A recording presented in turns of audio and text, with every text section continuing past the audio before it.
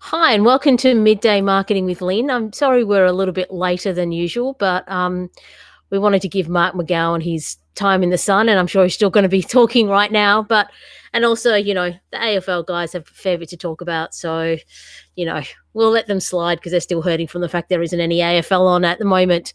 But before we get down to it, I just wanted to say hello and welcome to my amazing guest, Ellie Hurley from Nudge Marketing. Ellie, welcome to the show. Thanks, Lynn. Thanks so much for having me today. I'm really excited about this chat today. Sure. Thanks for coming on. Look, I'm going to confess, I don't know a lot about chatbots. So this is going to be a bit of a learning curve for me as well. But look, Cool. why don't you just give a little synopsis of what you do for my listeners? Sure. I guess essentially what it is, it's about showing people how they can have conversations with their clients that convert. And what I found is that Messenger and chatbots, which is a way to automate your conversations in Messenger, is a really, really good way to do that. One of the biggest reasons is that people are still reading stuff in Messenger, whereas email has dropped off significantly. And as we go through the conversation today, I've got some great case studies and things that I can talk to you about to show you how that will make a big impact for people. All right, awesome. So just so that people understand, so we're going to talk WordPress websites here because pretty well most platforms use a WordPress website. Yep. And in WordPress, there's a plugin that you can use called Messenger Facebook Yep. Bot. And it doesn't cost anything. It's pretty well, you turn it on, all the code is there. And then right in the bottom left-hand corner, right-hand corner. Sorry, I had to. They'll come up on the website. Hi, welcome, and there's a little messenger icon which we've all seen. For any of us that have actually used Facebook, and I'm assuming 99% of my listeners would have listened to Facebook, except for my mum who listens every now and again. So yeah, so I just wanted to be very clear what because there's obviously quite a few chatbots out there. There's Zendesk and other types of chatbot. I just want to be very clear to my listeners exactly which one that we're going to be talking about, and also obviously how they get it, because that's the first step, right? It is actually uploading the chatbot in the first place. Yeah. So just to answer the question that you're talking about, I actually use and recommend a third-party software called ManyChat. That's ManyChat. Yeah. And that plugs straight into Facebook Messenger. Okay. So the reason I use that and recommend that to people is it gives you a lot more ability to automate, to segment people based on conversations they have with you, to personalize the conversations that you're having. And they have both a free, they actually have a free sort of entry level with the software, which means that you will have a little bit of their branding on it in different places. And there are some limitations in relation to perhaps the number of, say, growth tools, which is how you drive traffic to the chatbot you can use. And then the next level from that is $10 a month US dollars, and that gives you up to 500 subscribers and absolutely opens up the whole kit and caboodle. So it's like the whole enchilada. Okay, look, I've just got one question though, because one of my clients uses Zendesk, and one of the features that I like with them is the fact that it actually tells you there's almost like a little bit of Google Analytics in the back end. So I can actually see where the person's come from, what page, or like what search did they use, or what page did they come from to come to the page in the first place, and sort of like lines them up for me to, and it does do a little bit of automation of answers. Does ManyChat also provide that type of the Google information, like how long they've been on the site for and things like that? Not so much how long they've been on the site, but what it will do is gives you analytics and data in relation to how they're using the Messenger feature with you. So it will show you definitely where they've come into the chatbot. So if you've got a button on one of your pages on your website, for example, that they click on, it clearly shows you how they've come into the chatbot, so you can still segment based on what you're talking about. And it does have its own pixel now, and it does actually have its own sort of analytics. I'll be 100% honest, with ManyChat and with any of the chat software that I've seen out there, analytics has been one of the last things they've brought on board. So a lot of this stuff that you have to do if you want to get down into the real nitty-gritty is a little bit manual. Yeah, and let's be honest with you, between taking a look at Facebook analytics, Google analytics, it can be quite daunting, whether you're looking after one account or several accounts. There's a lot of information. And I guess, for most people, you just kind of want to get to the point of going, oh, enough's enough. Like, I kind of know where they're coming from. Yep. Like, yeah, it's almost like a saturation of analytics. And I don't know about you, but sometimes I feel like some of it actually contradicts something else, and like you don't know which one's actually the most valid to be using anyway. But we're not talking about analytics in this conversation. We're talking about chatbots. So just talk to me, what are some of the benefits of a chatbot?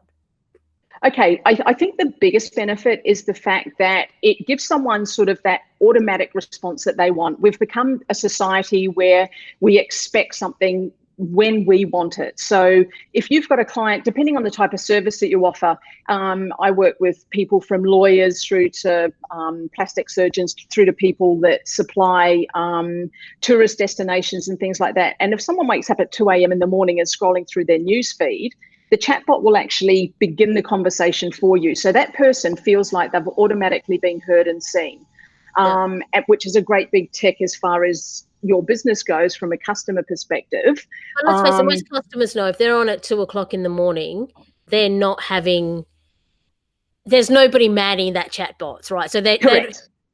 So they know that, because I'm not up at 2 o'clock checking my customers. Yeah. No. So they know it's going to be automated, but they're still getting the answers they want. So you're still meeting a need to a certain degree with them. And it then gives you the ability to pick the conversation up, should you need to, from a human perspective the next day. Yeah. Or on Monday if it's over the weekend. Yeah. But do you find that, do people get annoyed at the chatbot? Like if they're set up badly, yes, they do. But if they're set up well, and if people know their customers well enough and sort of know what sort of questions they need to be asking and then direct them down paths that sort of suit the conversation that they're having, then 100%, no, they don't, because you're still automating it. So one of the things that we always recommend people do is be upfront and let people know it is a chatbot. So it is automation they're talking to. And so from the get-go, they know that it's not a human responding to them. So they're not having that expectation of having, a full-on answer from a human, but they're getting the information they need to decide whether or not they want to continue a conversation with your business, or whether or not they want to go and find someone else that can give them something that might be a better fit to the problem that they have. Okay. All right. So starting that conversation then, so let's take that example. It's 2 o'clock in the morning. Yep. I've now gone to what was the last one? I think the business that I made up for this podcast was Acme Tapware Perth, right? So somebody's got online and they've gone, is this tap in stock? Yep. Right. So because they've gone on the website, they've gone, like that tap, is that tap in stock? How would the chatbot know if that tap is in stock? Because it wouldn't be able to be that specific, right? There are ways that you could do that, but that's getting sort of into some real full-on integration between different software platforms. I would suggest that based on the type of conversations that I'm talking about, you're talking about people sitting at the top of the funnel. So people that aren't overly used to who it is that you are, and you're sort of giving them information, or you're starting to feed them into something that they're interested in. Does that sort of help in relation to that? I guess realistically, you need to think about what the first sort of questions are going to be, right? So I guess, what are your opening hours? Where are you? Those sorts of questions. Yeah. Which are, your physical address isn't going to change. Your opening hours aren't ultimately going to be changing. No. So, when people are at 2 o'clock in the morning innately lazy and then going, oh, where are you? Even though 99% of websites have the address and opening hours on the top bar of the website. Okay. So what you're saying to me then is the benefit of a chatbot is that you can start talking to customers before you're even open, before you without even touching them, you can start communicating with them. Yes. Right. But then how do you use the chatbot then to start talking to move them on? Like what happens next? Yeah, great question. Which kind of leads into my third question, which was, how do you explain how to generate quality subscribers? Yep. So the 2 a.m. person that's come on board. Yeah. Yep. Okay. So we can either stick with the 2 a.m. person, or we can talk about a business that's actually wanting to generate leads. And one of the ways that... Let's do both. So we'll start with the 2 a.m. person, and then we'll start with the... Yeah. Okay. So let's look at the 2 a.m. person. So they've got onto a chatbot and they're scrolling through. So let's, for example, use a lawyer client that I've worked with, and they do a combination of conveyancing, family law, and wills. So the type of things that could possibly wake someone up in the middle of the night. Yeah. And so the first thing that we actually do with the chatbot is to ascertain which of those services they're actually there looking for. So they automatically go into the correct bucket. So if they're there for family law, we don't want to be talking to them about conveyancing, because they may just about, be able, they might just be losing their family home. So that could be a real red herring. So what you then do is ask them different questions in relation to what stage of the journey they're at with you. So if you were to think of a customer journey with any business, sort of at A, they know nothing at all about you or really what they need, to Z, where they're ready to buy and they're ready to move on. People enter that customer journey at different times. And the beauty of the chatbot is you can find out really quickly whereabouts in their journey they are. So you can then put the next piece of content in front of them. So it might be a case that you've got a fact sheet that's going to help them through the next steps that they need to take to get more information about what it is they want. You might have somewhere that they can book in for a call with a paralegal or with somebody to find out whether or not they can do something with you. So the chatbot is actually pre-qualifying those leads, which is sort of has a twofold effect. One, the client doesn't have to speak to anyone, so it's less confrontational for them because it's all being done through a screen. And two, if they're seeing a lawyer, that's going to be a lot cheaper than actually having to go see a lawyer to get that information. Yeah.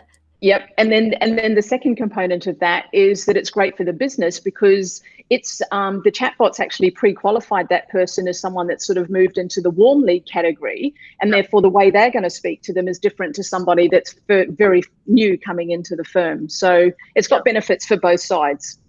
Okay. So my question here is there an optimum number of messages or interactions before it actually leads to that download this PDF, arrange a meeting with a 20-minute free consultation, or, is it 5 messages, 3 messages? What's the optimal number of messages, do you think?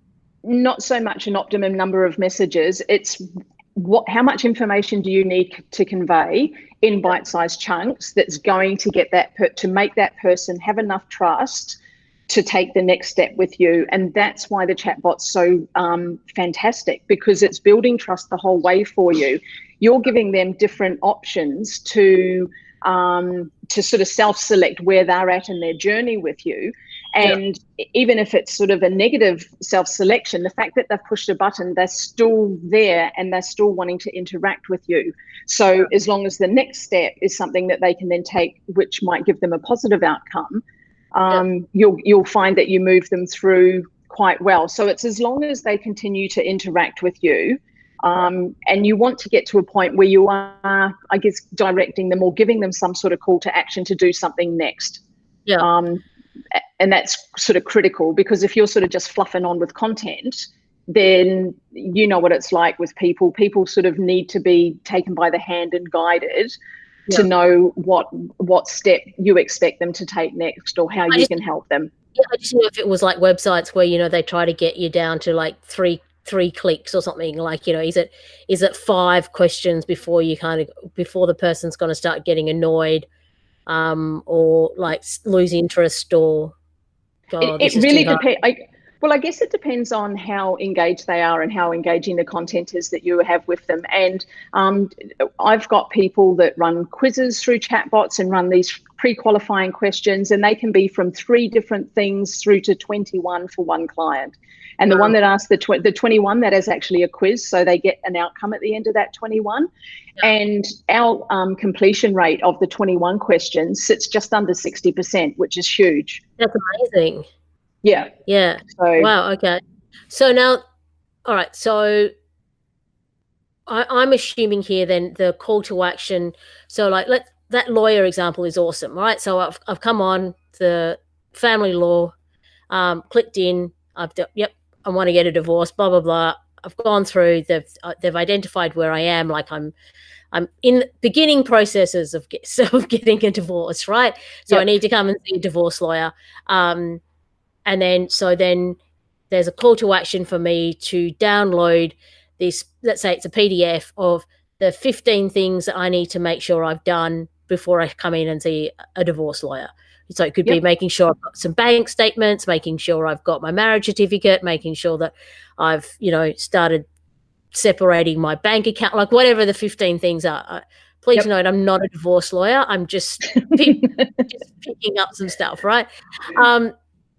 Now, I'm assuming at that point is when you also try to get their email address or something, because there must be something about trying to communicate with them later. Yeah. So works in that. Yeah, and that's exactly what you would be doing. So the next logical step is to ask them in a conversational way for their email address, for their phone number. So the more contact information you can get from them. If you do get their phone number, is it better for us to call you, or would you rather call us at a time that's convenient? Yeah. If they want to call you, you get them to actually book in through some sort of booking software if you have that available to you. And it's just trying to keep them on the hook and trying to get them to continue with that commitment. If they don't follow through and don't book in, you now have the opportunity to follow up with them in Messenger, via email, or through their phone with an SMS and or a phone call. So what it does is just opens up your ability to communicate with them on a channel that they're happy having a conversation with you in. Yeah. Okay. Excellent. So now I understand the 2 a.m. person. So talk me through your other scenario. Okay, so let's say, for example, I'll use my business for an example, if you like. So we have a couple of different arms to the business where we do education in relation to chatbots, but we also have an agency side of things where we will do a full done-for-you building service.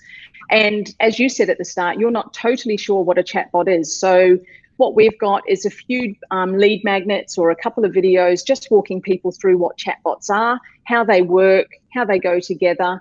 And we will put a post up on, say, Facebook or LinkedIn, or we will send a link out in an email newsletter, and then we will drive them into Messenger and have a quick conversation with them in there. If they've come through a social channel, during that conversation, we'll ask them if they want some more information. If they say yes, we will then ask for their email address, so we have that to send to our database as a second line of communication. And then we will just sort of walk them through what they can do. So this is where you're using it, you're driving traffic to Messenger as the primary destination for your client, as opposed to sending them to a traditional landing page. That's one way you could use it. The second way for sort of your day-to-day clients, if you're running like this podcast, for example, or if you run a training or a webinar or something like that, on the thank you page, what you can do is actually have a button that they will click because they want you to send reminders and a little bit of additional content to them through Messenger. And what that does, and one of the things I found using this particular strategy, is that the show up rates for the training go from sort of between 20 and 30%, which seems fairly typical for webinars these days, up to sort of 50, 60, and sometimes 75%, because they've got some content that's already got them a little bit excited. You've maybe given them a workbook that you can run them through, and you send them a reminder sort of an hour before, and then at the time that you're going to be going live, and they're like, oh, forgot about it, bang, jump in, and they're there with you. So that's kind of, I guess, the power and the oomph for businesses that this gives them. Okay, so I'm going to use an example of one of my clients now, and I'd love your input. So I work for a family-run business here, but they sell literally thousands of products. So they do bathroom, kitchen. They supply everything for bathroom, kitchen, laundry renovation. So cabinets, vanities, tiles, like taps. Like seriously, I had no idea there were that many different types of taps until I started working there, right? So how would you do that? Like, because in comparison to your lawyer example where there was only 3, like, so yes, I get, like, the first question could be, are you wanting to renovate your kitchen, bathroom, or laundry? But realistically, most people, they're doing a couple of them. Very rarely are they doing just one. They're normally, okay. But I'd be quite happy to start it with are you looking at just that kitchen, bathroom, laundry renovation? But then from that point onwards, like it would literally be a list like this long going, are you looking for tiles? Are you looking for, do you want, and because, so how do you do that? Because, in the sense that there's just so many too products. Much. And I think this is where it pays to take a step back. Messenger isn't the silver bullet that's going to replace absolutely everything else that you've got out there. So it's going to be the channel that you use to instigate the initial conversation with people. It could also be, in your case, a channel that is used for customer service for people that are wanting to follow up on orders that maybe haven't been dispatched or something like that. So I guess what I would suggest with something like that is you're looking at maybe, 5 ways to choose a tile that's right for your particular scenario. So, you can't put wall tiles on floor tiles in all situations, or you shouldn't. Maybe in a bathroom if you want to, but not the best idea in high traffic areas. Are there different types of taps? Are there different water saving messages? So I would be doing it from an educational point of view to begin with, and even have a bit of fun with it. So it's kind of like entertainment and education all in one. And the key really in that point for the particular business you're talking about is getting them interested enough to either go to your online shop, or, we're recording this during lockdown at the moment, so they can't potentially come into a showroom. They can still come in. So cool. So and that's sort of the key to it. Like, what you're actually wanting to do is drive them into the showroom, and it could be something as simple as offering them a 5% discount when they come in and mention that they, sort of have come through Messenger. So that's how I would suggest you'd use it. I mean, one of the things that I find the most fascinating with this business, because I've never seen it anywhere else, is people actually take screenshots on their phone of the products that they like or are interested in, and then come into the showroom and physically touch it. And we're talking, it's white cabinet, people, like what you're seeing in the photo, and we've got dimensions and descriptions and some very good photos, but they'll still come in. They'll still come and go, and measure it just to make sure if we've set it 75 centimeters, that it is definitely 75 centimeters. I find it fascinating from a customer journey perspective. I find it fascinating because, it's not a book where the book's going to be the same. You can go online, you buy the book, it gets delivered. Thanks for coming. But where people have spent hours online before they've even stepped into the showroom, and we're telling them, if you buy it online, we'll deliver it to your house for free, but they'll still come in. Or and some of my favorite ones is they'll come in, they'll see it all, and then they'll go home, and then they'll buy it online. So you can get the free delivery. I find it fascinating, but again, but that's sort of understanding a person's buying strategy and the human behavior that we all have. And I can actually speak to this from personal experience, because I've recently just done a renovation, and for the first time ever, we actually bought all of our white goods, taps, sinks and everything online, sight unseen. But we have done renovations and developments previously, so we've got a fairly good idea of what we were going to get. But it is still quite a scary prospect when you're somebody that needs to actually physically touch something or see something to be able to make that final buying decision. Did you use the chatbot? Did these people have a chatbot?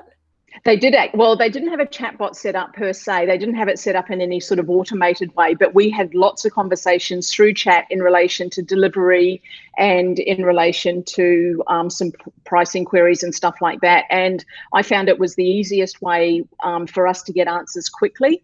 And also we had a couple of emails that they sent us that we never received. And so there was sort of that gap in communication until I actually sent a message back in Messenger and said, hey, still waiting on the email. Can you let me know when I'm going to get it? And he wrote back and said, look, I sent it a couple of days ago. I'll resend. And he dropped a PDF copy in my chat for me, in Messenger for me.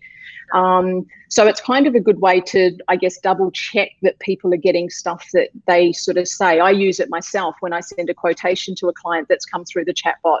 I'll actually send them a note in the chatbot and say, hey, just to let you know, I've just sent you an email with the proposal or with the information that we discussed. Please make sure. And I actually asked them to click a button. Yes, I've got it. No, I haven't. And if they click, yes, I've got it, that then sort of gives me an idea that, okay, I can follow up in a couple of days. If they say, no, I haven't, what I do is actually drop the PDF copy in the chatbot for them. So I know that they actually are going to receive it one way or the other. Well, that's definitely something I never thought about chatbots for, is actually follow-up customer service. Yeah, so you could actually even use it afterwards and going like, thanks for shopping with us. Here's a link to do a customer survey and things like that as well, where it doesn't seem as evasive as an email, or it gets lost in the email trail. Yeah, well, I guess one of the things to this is probably a really good time to talk about the difference in open rates between emails and Messenger at the moment. The standard email open rate sits somewhere around 20%. Across the board. You know, I've got some people that say every now and then they'll have a real sort of unicorn email almost that might have a 50% open rate, but it doesn't happen often. Whereas in Messenger, the actual open rate and read rates, it still sits up around 80 to 95%. It's still really high because people use it every day to communicate with their friends and family. So if they see a message come through from someone that they've already interacted with, you've got to remember that messenger marketing and Messenger is permission-based marketing. They have to instigate the conversation. You can't just randomly send something out to people through Messenger. Yeah. And I think the thing is, obviously, it's on people's phones. So it's really easy to, to respond. Like again, for this company, I put a lot of stuff on Marketplace for them. So I'll have people contacting me about the product that I put up on Marketplace, and the message come through via Facebook Messenger. Through Messenger. And it's it's 30 seconds for me to respond, and they're happy because I find it a more instant way to respond than other platforms that I've seen in the past. And I think that's actually one of the keys to it. And, even if you haven't got the automation set up so that it's sort of ninja and answering as much as possible, just the fact that you're going to come back and reply, hopefully within sort of the next, if it's nighttime, it could be 4 or 5 hours, or it could be 8 hours before they get a reply. But if it's during the day, most businesses now are savvy enough to realize that they should be in there sort of answering every hour or so on the outside, if that's possible. And so the person's getting a response that's sort of relatively recent to when they made the inquiry. And I think that's a huge key, because the longer we leave the conversation, the less likely they are to remember that they've even asked you for something. So these are some great hints and tips. Like, so what's some other, like, so one of that you've just spoken about is actually using it as a customer service tool in terms of, have you got the email? Did you get the order? So using it as a follow-up. And obviously the response rate of email over chatbot is amazing. Of responding in a timely manner. So what else would you recommend that people?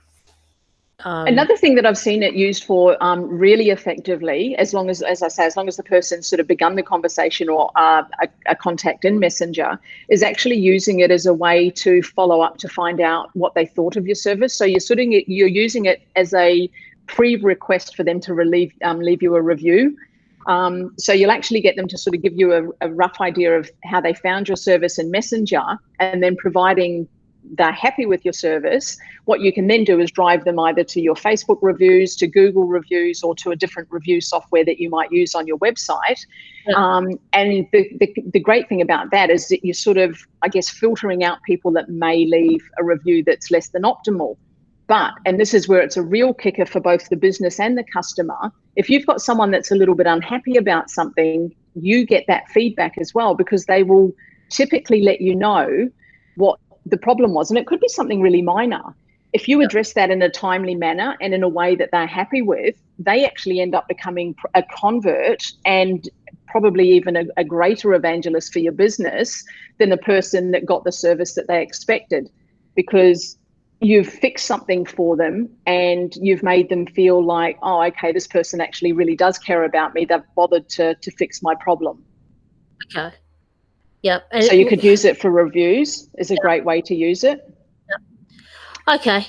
Look, do you have any other hints and tips? I mean, obviously using ManyChat is a recommendation. Do you have any other third-party software or anything that you'd recommend people use to help them set these up? No, look, I would keep it really simple to begin with. I would highly recommend the ManyChat software for them to use.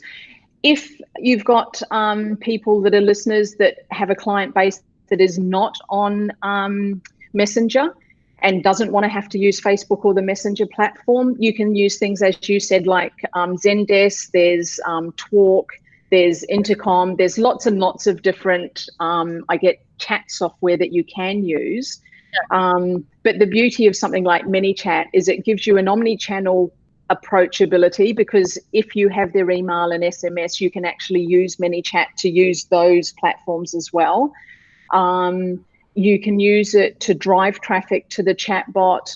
You can use it as a live chat option on the website. So it's sort of, I guess, as an overall all-round messenger automation chat live feature, this is probably the software that's at the price point that most small businesses will want, which can be free or very small investment to kick off their journey with Messenger.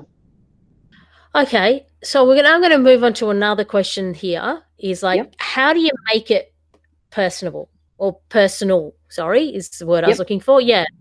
So look, I know one of the points you said at the beginning, and I noticed like on your website and stuff, you've got that animated robot type image. Pixie. I don't know. So I get that, you can almost make a character out of your messenger, but what other suggestions do you have to make it like more personable? Or I think probably the key to it is when you're actually working through the conversation that you're putting together, is think about it as if you're sitting down like you and I are here and you're having a conversation with somebody. So, think about if you were sort of sitting opposite somebody having a coffee with them, what sort of questions would you ask? How would they reply to that? You have the ability to use their name in the chatbot. You can collect certain information about them, which you can then feed back to them in the chatbot. So anything that's relevant to them. I'll give you an example. We had a Soccer Joeys as a company in Adelaide that do indoor soccer classes for little ones. And one of the things that we did is ask what the child's name was. And then we could, because it's the parents that are talking to the company. And then what we can do is actually feed the child's name back to the parent, which just gives them that little bit of personalization. And if you're a mum or a dad and you're reading that, it's like, oh my God, they actually have remembered what my child's name is. And that's a big tick. So is there a line where it's kind of like, because it is a chat bot, like, I guess what I'm trying to say is there a line where you just kind of go, look, we are a chat bot, like, so you're really obvious that you're a chat bot. Or before it gets too creepy, like, because going back in with people's names and stuff like that. Yeah, is there that line, or are people pretty open to these things?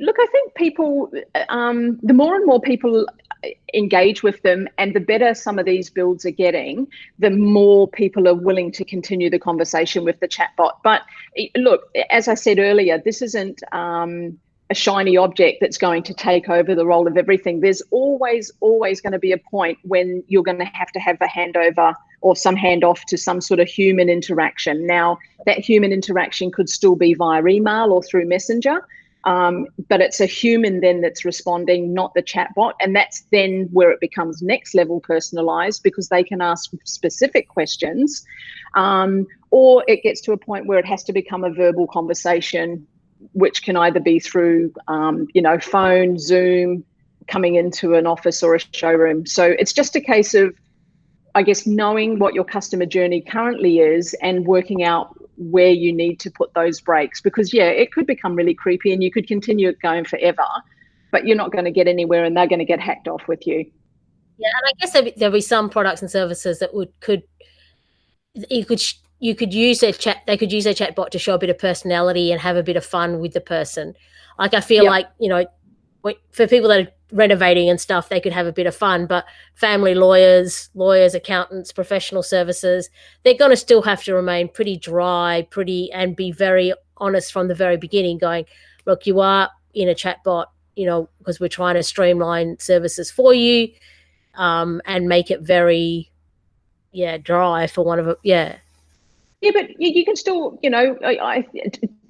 I understand what you're saying, and I think you can't be having sort of the humorous conversations perhaps with a lawyer or an accountant or someone that's a service professional, but it doesn't mean that you can't still have a personality and you can't still be a human being. At the end of the day, it's a chatbot to human conversation, but the chatbot's actually being sort of developed by a human. So it's that sort of one step prior to a human to human conversation that you're having. And I think that's really what people need to remember. It's not that you want it to replace everything. If you've got a small product and you've only got one or two products, I wouldn't suggest this for your business. But if you've got something where there's only a few products, you do have the ability to actually create products and use either Stripe or PayPal, and people can buy that product there and then in Messenger. And this is something that I know, quite a few restaurants or takeaway places are doing at the moment. They've set up Messenger so they can actually take orders from customers, because they don't have the ability to now walk in and sit down and be served. So, I guess it's about knowing your customer and just knowing when to transition to a real conversation. And I guess the thing is, though, that even with professional services, they could be, I guess, empathetic to the situation. So if somebody has been in contact and said, I need to talk to you about my divorce, sorry to hear, that you're going through this, but we're here to help. Yes. Yeah, exactly. And that's yeah. Okay. So I've just contradicted myself, but that's okay. Which just leads us on to like our final question. And I feel like we have kind of answered this a little bit. Is there any products or services that it works better for than others?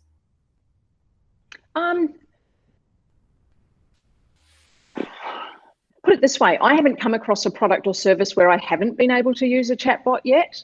I guess there are some businesses who won't have their clients on Facebook, but if you think that we've got 2 billion or over 2 billion active users on Facebook, and that's a fairly broad range of people, it's difficult to find something that it wouldn't work for. I mean, I can understand it. I can obviously see quite clearly how it works from a B2C scenario very easily. Yep. But are there B2B scenarios where you think it just doesn't? Well, I'm in a B2B scenario and it works really well for me. It's a great lead gen tool for me, and also sort of follow up. If you're in, I guess if you're in a service-based business in a B2B scenario, it probably works better. I know a lot of e-com shops that use it. So there's a lot of e-commerce shops that have got it tied into Shopify, so it can send out a abandoned cart reminder. So if someone's actually put something into their cart, there is a little thing that needs to be ticked that can be done. And as long as it's hooked up to Messenger and hooked up to your chatbot, it can actually send that reminder out. And the first time that happened to me, I have to say, I thought that was a bit creepy, but I sort of went, well, this is actually pretty cool. So it's, I don't think there's anyone that couldn't use it in some way, shape, or form. It could be at the front end of a conversation where they're top of funnel. For other people, you might find it's actually better off if you've actually got someone that's come into a membership site and you're wanting to remind them of, an upcoming training that's available or new trainings dropped in the course. There's lots and lots of things you could use it for in that regard. Even from a manufacturing perspective, you could top and tail it if they've got a question, and then you can use it. Yeah, I think definitely that customer feedback, customer review element to Messenger is something that I haven't thought of in the past, and I haven't seen a lot of people use it in my experience so far. No, they're not. I tell you what, the other thing that I have found it's really, really strong for is running quizzes. So you actually run people through the quiz inside the chatbot. And one of the good things about that is you can use GIFs and you can use some playful images and stuff like that to sort of keep the quiz playful, to keep it flowing. So I don't understand why you'd use a quiz. Could you just explain that to me? Like, could you give me an example? For what? Yeah, okay. So a quiz for a business. We did one for a company that they trained psychologists. They have a specific therapy that they train psychologists in, and we used a quiz to find out what type of therapist they were. And at the end of that, we said, so they were one of three. So they were either a beginner Betty, an intermediate Ivy, or an advanced Annie. So you've automatically put a name on it. Yep. They can then group themselves with that particular person. It gives us it gave my client as the business some really, really solid information in relation to the level that she needed to be speaking to these people at. Yep. And then the other thing was, when they were in their Facebook group, they could actually use the hashtag of what they were, and that would then generate conversation with other people that were sort of at the same stage as they were. So it can be used sort of as almost like a survey from the business perspective, but quizzes, as has been proven on the internet, are one of the things that people love to do because we love to find stuff out about ourselves. We want to be put into buckets. Oh God, if anything, if I see one more quiz on Facebook, I think I'm gonna your top 10 albums, your top 10. Yep. Or I'm actually getting quizzed out. Yeah, find the word in this puzzle. Find the words in these puzzles. Like, yeah, I'm getting a bit puzzle fatigue, to be honest. But like I can see why they. I actually haven't seen that quiz, in the in a chat bot before. So if you come across one, I'd love for you to share it with me so that I can put it on our Facebook page and show somebody how it works, because that's it sounds like a lot of fun. If you've got the right product and service that it works for, but also a great way to segment your audiences in a fun way, and so then like how to engage with those people, and you can group them together. And it sounds like a lot of fun. I've actually got one I can share with you that I created for our page, which is kind of like what's someone's level of marketing, which fits quite nicely with the sort of stuff you're doing. And it's the same sort of stuff. It's just so you can bucket people based on what their knowledge level is on the topic that you're talking about. And that's what I was talking about, the A to Z of the customer journey. Where do they come into that customer journey? This is no better way to get information out of someone. All right. So somebody goes to the Nudge Marketing Facebook page or website. Yep. Is it the messenger bot? And then if they go through it, and is that? If they go to the Nudge Marketing Facebook page, and what I'll do, if they go to the website, we do have Messenger down in the bottom right-hand corner. If they type the word quiz in, Q-U-I-Z, what I'll do is after this call, I'll jump in and make sure that it's set up so that it actually triggers and fires the quiz for them. I'm pretty sure it will, but I'll just check my settings. And then they can just go through, and at the end of it, it will give them, it's only 7 questions. And then at the end of it, it will actually give them a score in relation to what their marketing prowess is. Okay, well, I'm definitely going to go and do the quiz, and then I'll put it up on my Facebook page and let you know which level I was at. Cool. Yeah. Excellent.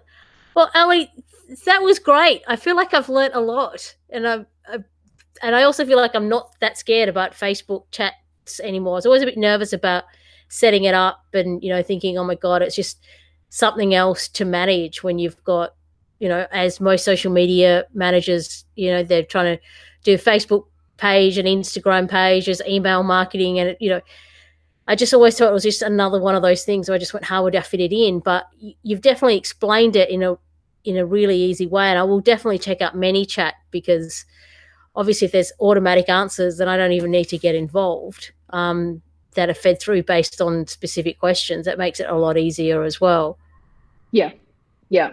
And then there's definitely there will be a little bit of work in relation to you having to make sure that if someone asks a question that the bot hasn't been able to answer, the key is you then coming in and picking that conversation up and answering it. And that's probably the thing I see most bot owners or most people that are running Messenger do really badly. People expect a response in a reasonable time frame. So, and when I say reasonable time frame, that could be 24 or 48 hours for some businesses. I don't think that's an issue, but just not replying at all, I think that's when it gets really slack. Yeah, that's understandable. Awesome. Ali, thank you so much for your time. I really, really appreciated you taking out a Sunday of a long weekend to speak to me. And I'm sure my listeners, well, I'm sure Russell learned something as well, didn't you, Russell? So we're Yes. going to get a chat. We're going to get a chat box now on DNR1's website now. No, I've attempted chatbots in the past. They for radio don't really work unless you want to know what's now playing, which you can just go to our website to find out that information. Oh, what? You're telling me you don't have people trying to get in contact with you, Russell? Trying to get your digits? But really? Okay, so here's my problem with chatbots, and look, we've got Ellie on right now, so she can maybe solve my problem. It's either A, we have people contacting us who are indie artists. Well, for that, I just send a reply back saying, "Oh, head over to this website and fill out the form." That's great, but then I have those indie artists who keep contacting me going, "Oh, is my song added yet? Is my song added yet? Is my song added yet?" And it's like, okay, I get it. You're excited to have your music played on our station. Some songs don't make the cut. Some songs do make the cut. And the ones that do, I send a nice email to saying, "Thank you, you've made the cut and your song is now listed." The ones that don't, I send a nice email to saying, "Sorry, we have not selected your song to be added to the station. Please try again later." And I think that's a human touch to it. It has that human element to it. Now, I'm a coder. I code websites and all that kind of stuff for a living. I don't like chatbots. I just find it. I want to speak to a human, and that's the thing. Like we've all gone through this chatbox idea with telcos. How many times have you rang up a telco and got one of those horrible answer machine message on? For sales, press 1. For inquiries, press 2. And it's just it frustrates me. So if I see a business with a chat box with a chatbot, I don't like it, and that's my personal opinion. Everyone's opinion is different. Now, you've raised some very good points, like quizzes. How many times have I done a Facebook quiz for free alcohol? Absolutely heaps. Now, I know I'm giving them details. I'm giving them my name. I'm giving them my email address. Some people even ask my location. And they ask me to take 3 friends in it. Totally get that. That's a quiz, that's / competition. Whether or not they should be doing that on Facebook is a different question, but it's engaging. It gets you. The reason why you're doing it is to get to an end result, which either A is a free alcohol drink, or B is a discount code. One of the two. You're guaranteed one of the two. I don't like the quizzes that I've seen or the chatbots that I've seen, which is just the let's get your details and give you nothing. I think that's the wrong use of these tools. Like for me, I'm like going, okay, well, after this conversation, how do I integrate a chat box into my company's Facebook page, not my DRM1 page, but my radio media page, to increase advertising potential or to at least get their interest? That's more of maybe that's a possibility. But I guess it's all about also when you're, and maybe correct me if I'm wrong, but it's like You've got a consumer product, which for us is DRM1, and you've got a company product, which is radio media. I want my advertisers to go to the radio media page, and I want my consumers to enjoy the consumer level on DRM1. That's a question that I would be asking you is, if an advertiser contacts me through a chat box on DRM1, can I say, oh, please contact us through this chat box on radio media, or is that not recommended? No, look, you can actually send people wherever you need to send them. And I think you've actually raised a really valid point, Russell. And that is, if you don't have a strategy or a plan in relation to how you're going to utilize the chatbot and how you're going to utilize Messenger as one of your communication channels, then don't do it. And I think that's actually where a lot of businesses need to sort of take that step back. They can look at what their current business growth strategy is, or customer service strategy is, or lead generation strategy in your case for the radio. And it can be, it could definitely be something you could do. So you can definitely point from one to the other without any problems at all. I'd love to have a strategy call with you. Yeah, well, I'll definitely take you up on that one. And I think Lynn will jump in on that one too, won't you, Lynn? Yeah, because I'll be the person that's going to have to set up the chatbot. That's right. And I'll be the person that'll be manning the chatbot, because Look, it's really interesting. Let's look at technology for a second, because in the last few episodes we talked really about Facebook and how much Facebook has grown as a company in itself. And maybe it's just me, but I'm kind of getting over Facebook. I'm kind of getting over that Facebook has everything. They're basically the Amazon, but instead of Amazon being the shopping hub, they're the social network hub, where now they're trying to go into the part of the Facebook Facebook Marketplace, which is their eBay side of their business. They're doing a cryptocurrency, which Zoom conferencing as well now. That they started a few things like that as well. We're putting so much trust into one company, and look, I'm just one of those people who don't like the big company having all my details. Why? And is this a thing that we're seeing with small businesses? Has Facebook created a platform that is a mega house of plugins for businesses? Like, will we not need websites in the future and just have Facebook? Look, there are some.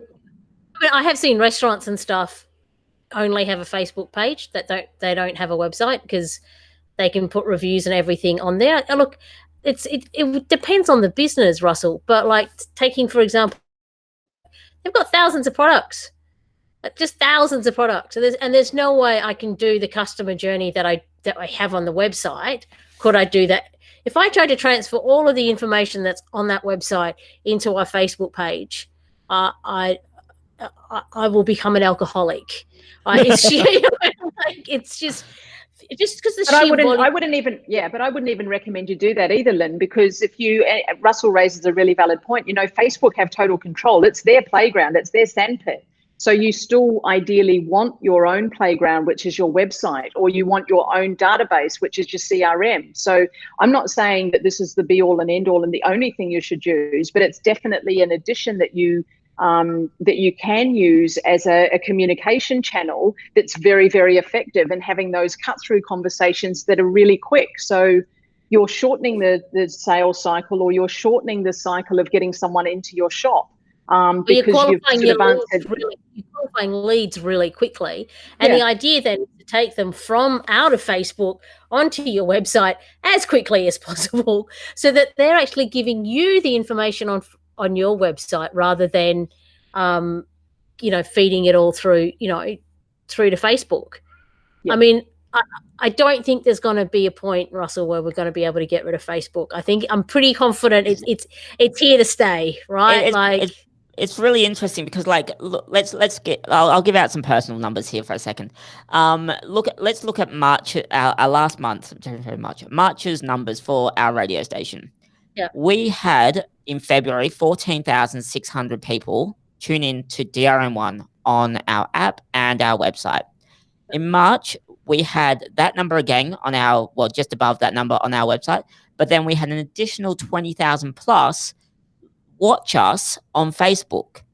Now, one of my biggest concerns, and I think this is raises with anyone that's doing media or trying to get traffic, is we've now created this avenue of viewers on our Facebook feeds and on our different Facebook pages.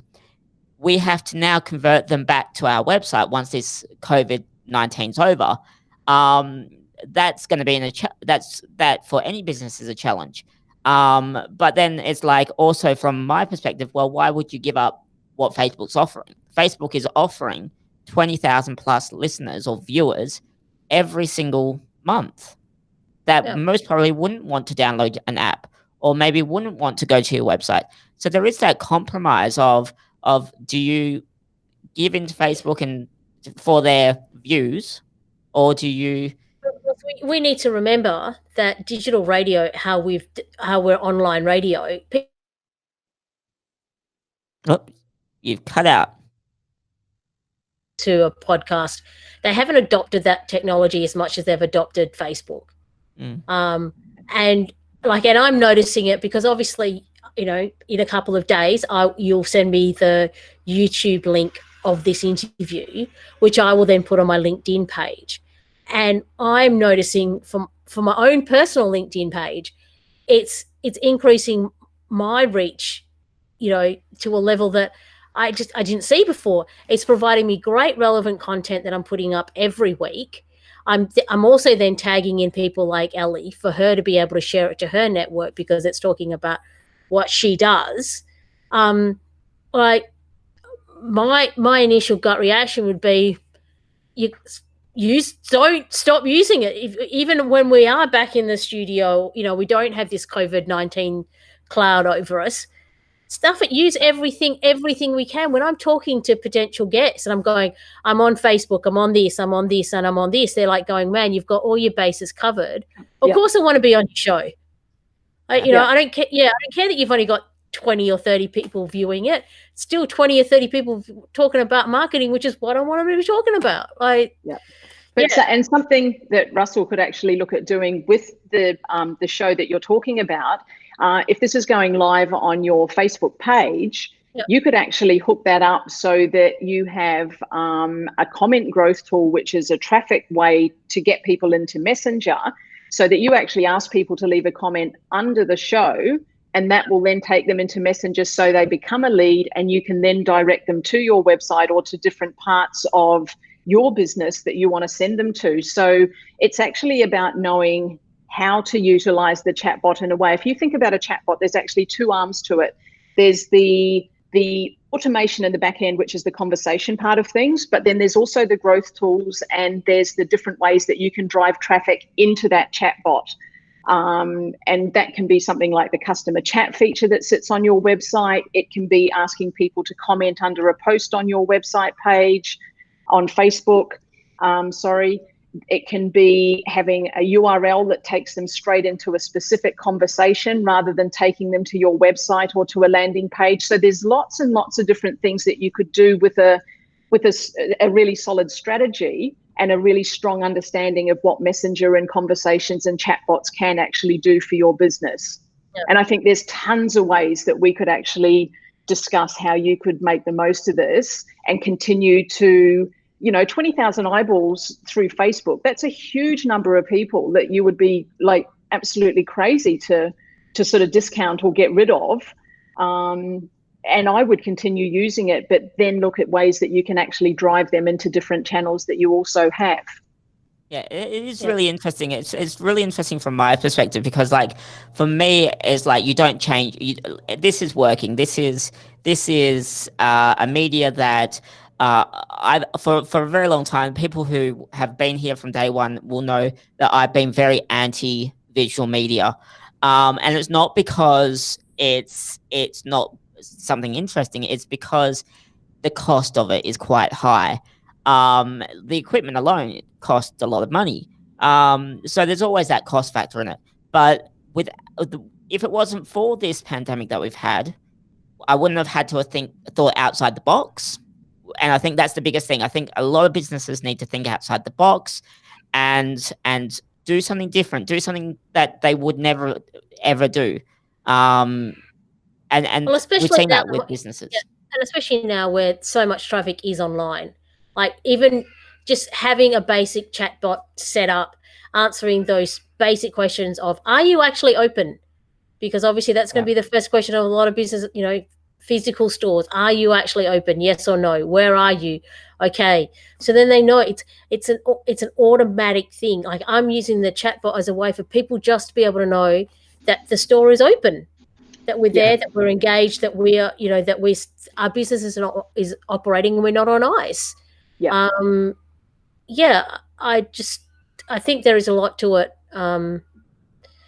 Yeah. And that planning and strategy is really, really important. And I think, one of the things that COVID-19 and the lockdown has actually shown people, there's been a lot of, say, brick and mortar shops, for example, that have been resistant to going online or having any sort of online presence.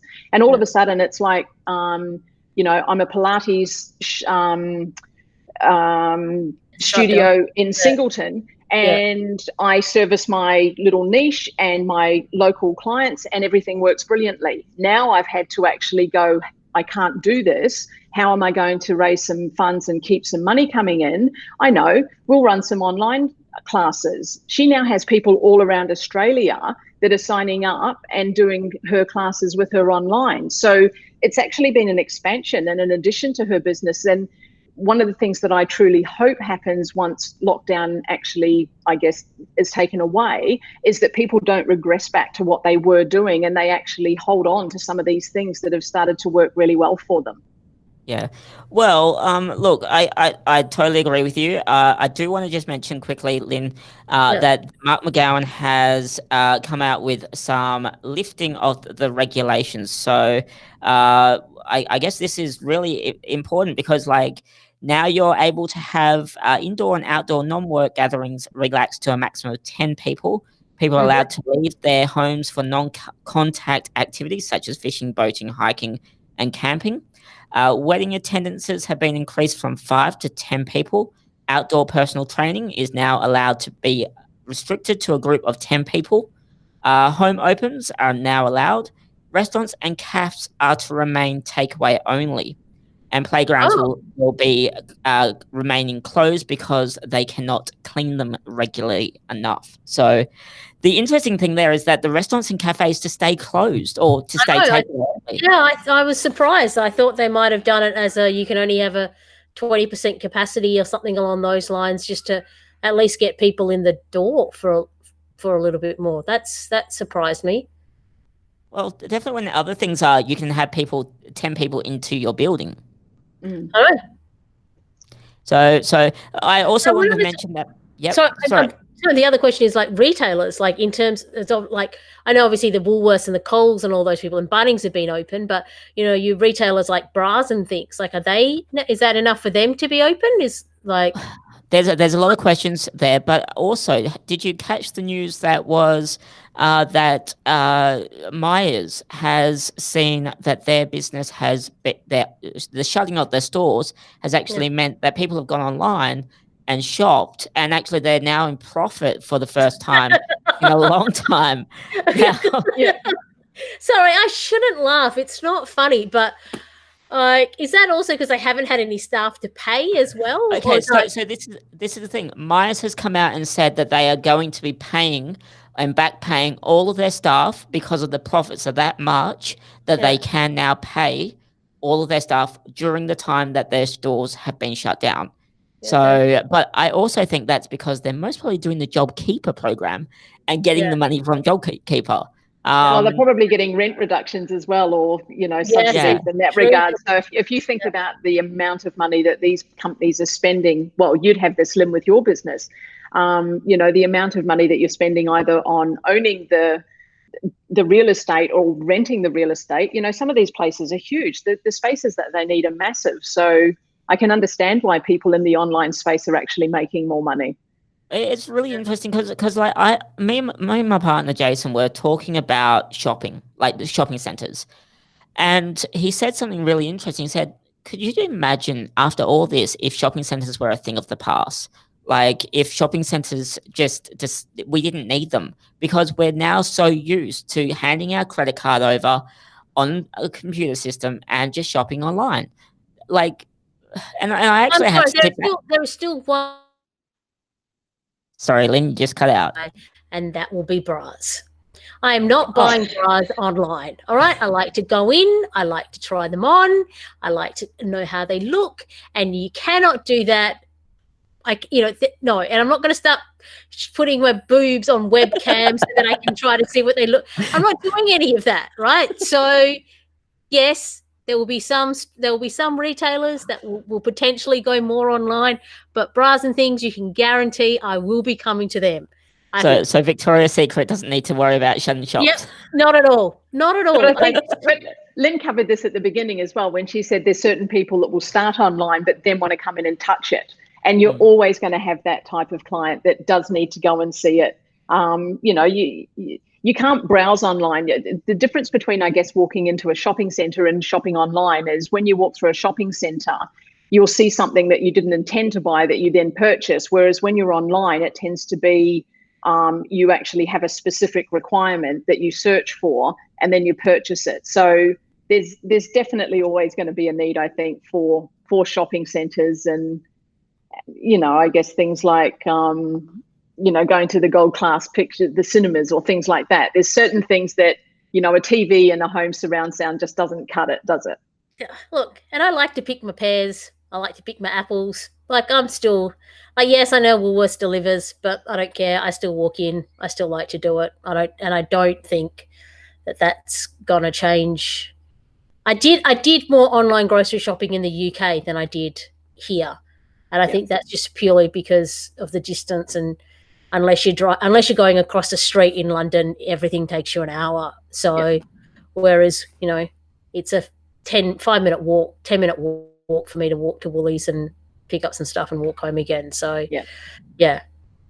We have gone A, way over time, and B, way over topic. So, Ellie, see, this is what happens when I bring Russell into the conversation. So I have to wait till the very end.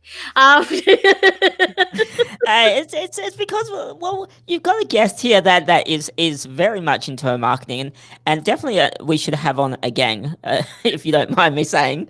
And I'd love to come back. Yeah, marketing's such a broad topic, isn't it? There's so much that you can talk about. You're going to be quite upset with me. I'm not actually using this to drive a marketing agency. That's not me at all, which I know, which just mortifies Russell. But as I said to Russell from the very beginning, I never, ever wanted to have a Lynn Loganathan marketing agency. It's never been a dream of mine. I take my hat off to you that's what you do when you run the training and you do the marketing for people like that. I just, just like to talk to people about their marketing and help them grow their marketing. But I don't know, I'm this weird anomaly when it comes to marketing, but that's okay. I don't mind. Like I said, I'm going to be the first female Seth Rogen or the Oprah Winfrey of podcasts. That's where I want to go. Okay. All right. On that note, Ellie, thank you so much for your time. Really appreciated it. And I look forward to talking to you again soon. Lovely. Awesome. Thanks for doing the show. Next week, we'll be talking. I'm even spreading the wings out even further. I'm actually going to be speaking to somebody from the UK about some professional services software that they've launched to help professional services blog writing and to actually get it out into platforms and networks that actually get a result. So this should be quite an interesting one because I don't know if people have worked with professional services people, but they don't tend to like writing blogs or articles, and it can be a bit of a time drain on them and resource drain. So it'll be interesting to see how this software works and see if we can provide a service or provide some help for people in professional services. So that'll be next week's show. All right. So on that note, thanks for just looking at me hanging there, guys. Sorry. I'm like going, okay, and all right. On that note, Have a great afternoon, and we'll see you all next week.